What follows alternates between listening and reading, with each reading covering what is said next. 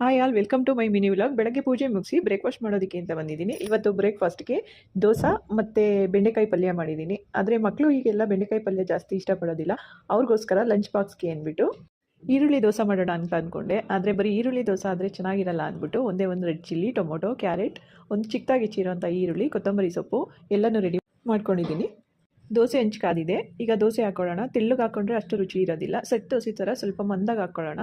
ದೋಸೆ ಹಾಕೊಂಡ ನಂತರ ಈರುಳ್ಳಿ, ಕ್ಯಾರೆಟ್ ಎಲ್ಲ ಹೆಚ್ಚಿಟ್ಟಿದ್ದಲ್ಲ, ಅದಕ್ಕೆ ಸ್ವಲ್ಪ ಚಿಟಿಕೆ ಆಗೋಷ್ಟು ಸಾಲ್ಟ್ ಹಾಕ್ಕೊಂಡು ಎಲ್ಲನೂ ಮಿಕ್ಸ್ ಮಾಡ್ಕೊಂಡು ದೋಸೆಗೆಲ್ಲ ಫಿಲಪ್ ಮಾಡ್ಕೊಳ್ಳೋಣ. ಫಿಲಪ್ ಮಾಡ್ಕೊಂಡ ನಂತರ ಲೋ ಫ್ಲೇಮಲ್ಲಿ ಇಡೋಣ. ಲೋ ಫ್ಲೇಮಲ್ಲಿ ಇಟ್ಟರೆ ಈರುಳ್ಳಿ, ಕ್ಯಾರೆಟ್ ಎಲ್ಲ ಒಂದು ಮೀಡಿಯಮ್ ಆಗಿ ಬೆಂದಿರುತ್ತೆ.